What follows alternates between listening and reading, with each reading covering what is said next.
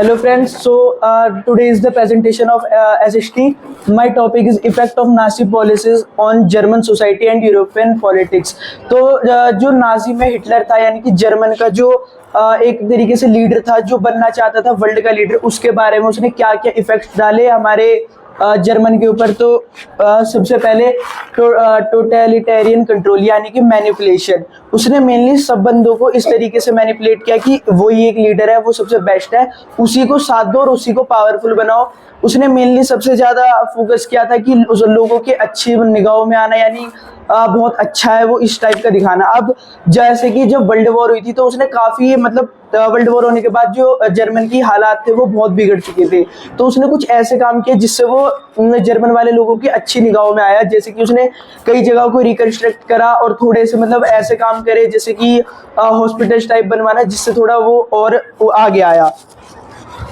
उसके बाद परसेक्शन of minorities, इसमें ये हुआ था जो कि जैसे कि ज्यूज थे या फिर जो उसके खिलाफ थे, जैसे कि जो ये नहीं मानते थे कि वही लीडर है, तो उनके साथ उसने मास मर्डर करना शुरू किया। और उन्हें इस तरीके से पहले तो उन्हें ज्यूज को इस तरीके से कहा कि जो कंट्री है जर्मन है उसे छोड़कर चले जाओ, बट जब वो नहीं गए तो उसने गैस चैम्बर में पॉइजन गैस छोड़कर उन्हें मारना शुरू कर दिया, जो कि एक मास मर्डर था। उसके बाद था मिलिटराइजेशन एंड नेशनलाइजेशन। इसमें उसने मिलिट्री को कंट्रोल किया।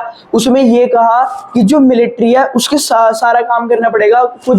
जैसे कि उसने डेमोक्रेसी खत्म कर दी, जितने भी आर्मी के रोल थे उसने उनको खत्म कर दिया, जिससे जैसे कि मिलिट्री कुछ लिमिट्स होती है, जैसे कि वो जो गवर्नमेंट है उसके यहाँ तक के रूल्स मानेगी, बट उसने इस तरीके से ऐसा काम किया कि उसे सब मानने पड़े। उसने इलीगली तरीके से जो वहाँ के लोग थे उन्हें मारा, ज्यूज को मारा और कई तरीके के अत्याचार किए।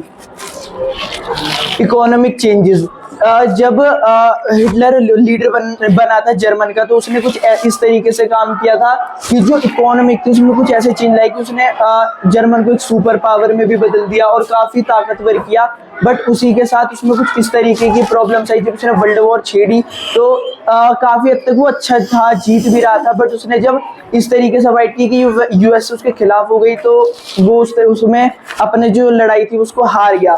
कि यूएसए किस तरीके की सुपर पावर थी, वो किसी भी फाइट में अपनी दखलंदाजी नहीं करती थी, बट जब उसे कोई छेड़ता था या उससे कोई लड़ाई करना शुरू करता था तो वो बहुत ही ज्यादा सुपर पावर या फिर बहुत कई तरीकों से उस पर अटैक करती थी। तो उनने उसमें एक एटम बॉम्ब गिरवाया जापान में, हिरोशिमा एंड नागासाकी में।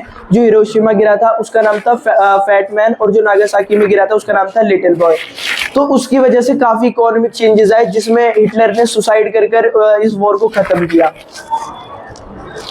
और इसी के साथ जो जेंडर रोल्स ऑफ फैमिली थे, कि वुमेन थी, उसमें उसने ये कहा कि जो वुमेन्स है वो ये कुछ बहुत ज्यादा बच्चे को जन्म दे, चाइल्ड्स को जन्म दे, जिससे वो अपनी आर्मी को बढ़ा सके, या फिर और उनको इस तरीके से इनकरेज किया कि वो जितने बच्चे करेंगे उनको मेडल्स होगा, गोल्ड सिल्वर, और इस तरीके से उन्हें रैंक दिया जाएगा। Thank you.